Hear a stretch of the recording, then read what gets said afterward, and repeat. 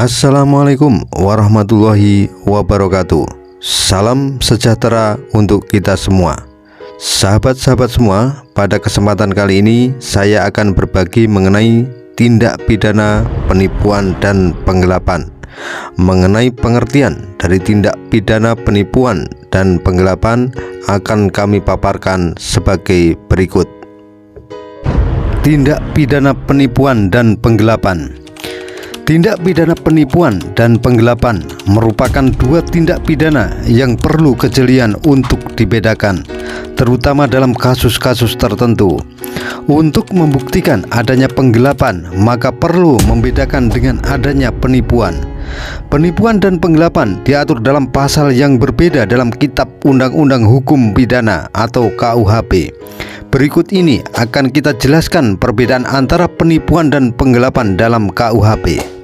Penipuan diatur dalam pasal 378 KUHP. Adapun bunyi pasal tentang penipuan tersebut sebagai berikut. Barang siapa dengan maksud untuk menguntungkan diri sendiri ataupun orang lain secara melawan hukum dengan memakai nama palsu atau martabat palsu, dengan tipu muslihat ataupun rangkaian kebohongan, menggerakkan orang lain untuk menyerahkan barang sesuatu kepadanya atau supaya memberi hutang maupun menghapuskan piutang, diancam karena penipuan dengan pidana penjara paling lama 4 tahun. Unsur-unsur yang menyertai pasal 378 KUHP. Penipuan terjadi ketika seseorang memakai nama palsu, martabat palsu, tipu muslihat atau rangkaian kebohongan untuk menggerakkan orang lain agar menyerahkan barang, memberi hutang, atau menghapuskan piutang. Tujuan dari tipu muslihat ini adalah untuk menguntungkan diri sendiri ataupun orang lain secara melawan hukum. Dari objek dan tujuannya, penipuan lebih luas daripada penggelapan. Pelaku penipuan memiliki motif yang tujuannya adalah keuntungan yang dilakukan dengan cara curang atau memperdaya orang agar si korban dapat memberikan atau menyerahkan suatu barang berharga.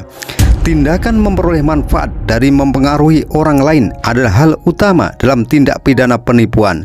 Tanpa adanya upaya memperdaya atau menggerakkan, maka unsur penipuan menjadi tidak sempurna. Pelaku penipuan yang memenuhi unsur akan dijerat ancaman hukuman selama 4 tahun. Kemudian mengenai tindak pidana penggelapan. Tindak pidana penggelapan diatur dalam pasal 372 KUHP yang berbunyi, barang siapa dengan sengaja memiliki dengan melawan hak sesuatu barang yang sama sekali atau sebagiannya termasuk kepunyaan orang lain dan barang itu ada dalam tangannya bukan karena kejahatan, dihukum karena penggelapan dengan hukuman penjara selama-lamanya 4 tahun.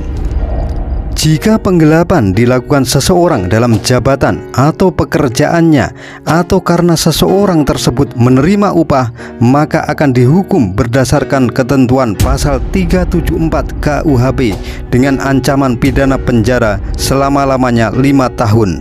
Pelaku penggelapan melakukan perbuatan mengambil barang milik orang lain, sebagian atau seluruhnya, di mana penguasaan atas barang itu sudah ada pada pelaku, tapi penguasaan terjadi secara sah.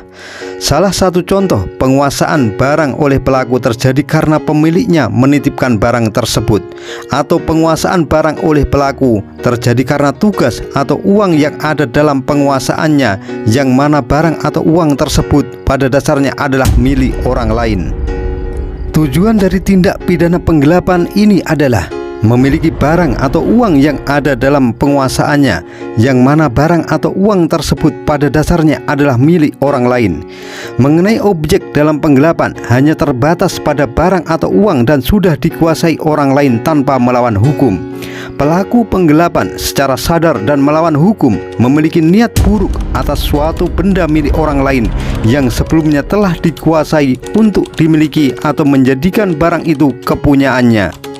Penggelapan banyak terjadi karena adanya rasa saling percaya antara pihak. Seseorang yang terlalu percaya kepada orang lain karena sudah mengenal lama, ataupun karena terpengaruh bujukan teman yang memberikan referensi, biasanya rentan menjadi korban penggelapan. Ancaman hukuman terhadap penggelapan dijatuhkan dengan jangka waktu 4 tahun.